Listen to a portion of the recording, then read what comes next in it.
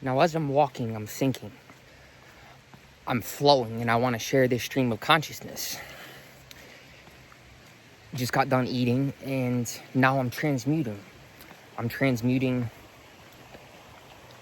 that physical energy into a thought process, into intellectual energy, into ojas, tejas, into that spiritual radiance, which by the Lord's grace allows us to share it with all the world around us as we exist within this, aware from within this physicality, this human body.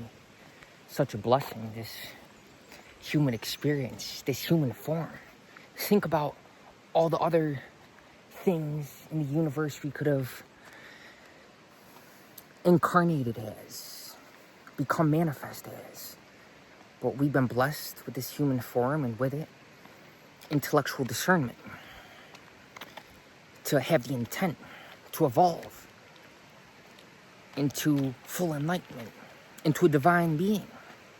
Because fundamentally, that's what we all are. We may be at different points along our spiritual journey, and as you can probably tell, this video is not planned. It's literally simply flowing. There is one idea, however, which inspired this video to unfold, that you're witnessing now, as I'm witnessing now. And that idea is spiritual will. And I'm thinking about something that recently showed up. And it's these two words, spiritual ego. And I'm thinking, that doesn't have to be a bad thing. Actually, it's a good thing. It's synonymous with the spiritual will. Because when we develop a healthy relationship with our solar plexus, that fire, that divine fire within us, the maintenance center within the human form. When we develop a healthy relationship with this will, with this ego, it becomes divine will. Because we allow the light of awareness, a higher intelligence, to animate us as we exist, as we witness this human experience, realizing that fundamentally we're something beyond this. But hey, as long as I'm here, I'm living my purpose. I say I'm living my purpose. I mean, you too. What is your purpose? Again, I said this in the last video. I'm living my purpose to perhaps inspire you to get on your path, to realize your purpose. As an example, as a man of principle,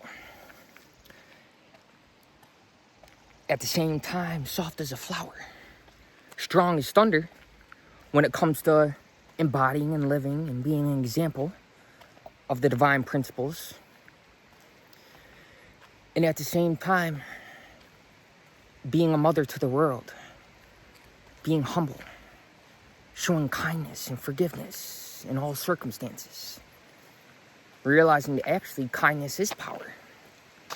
Compassion is the ultimate power. And that fountain of inspiration, that compassion, is synonymous with semen or tension. I saw something recently, South Park video, a few-minute video on YouTube, and Butters, a character in that show, was talking about how there's, what words did he exactly use? I'm not quoting it verbatim, but basically how within everyone there's a source of compassion and joy from which all the divine inspiration and joy's feelings come from.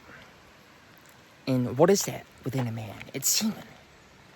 I'll put a link in the description to the video I'm talking about, because I'm probably not explaining it the best.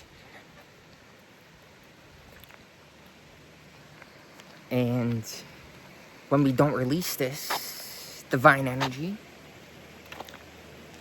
this seminal energy, which is the basis of our physical existence. We're aware of this, and thus we transmute this into, again, ojas, into tejas, into a spiritual radiance, which is undeniable to all the world around us. Not just, I don't say just, be aware of this, but not only human beings,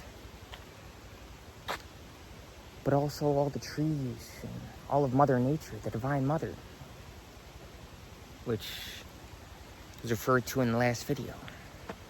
This divine energy, Shakti, which animates all of humanity, Kundalini.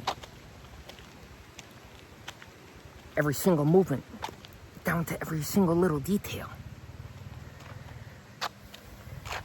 is an expression, an animation, manifestation of this divine mother, feminine energy, Shakti, Kundalini.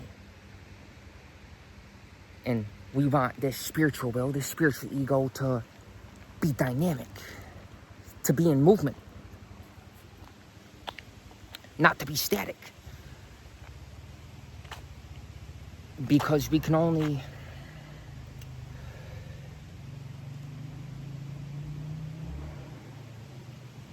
enjoy and revel in that stillness and silence of our beingness when we've put in the work, when we've put in the effort, when we put in the movement, when we have a harmonious intent through every action, through every movement. And this allows us to enjoy and revel in the beingness, in the stillness, after we put in a wonderful day's work. And so, spiritual ego, spiritual will, is a good thing. Words only have meaning in context. And a lot of people may use these words in a negative fashion. However, realize that's an expression of their personal perception. And I use these words, spiritual will, spiritual ego, in a harmonious context. Because so long as we exist within a human body, we want this fire to be alive and active. And so there's no room to have guilt about it. There's no room to shame oneself. There's no room for self-condemnation, self-judgment. And I say self-judgment, realize that I mean judging anything.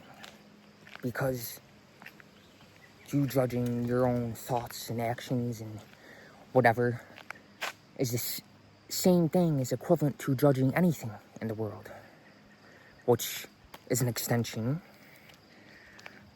of the one being, of your inner being, of yourself, self with capital S, God.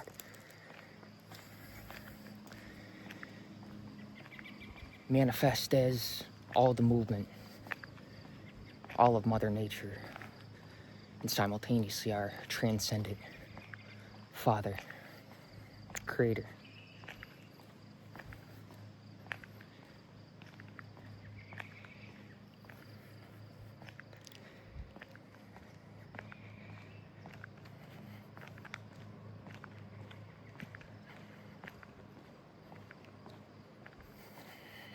I appreciate you staying till the end. I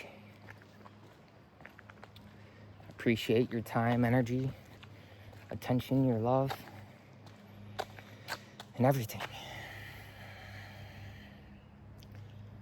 Not that I need it. That doesn't mean I'm not grateful for it.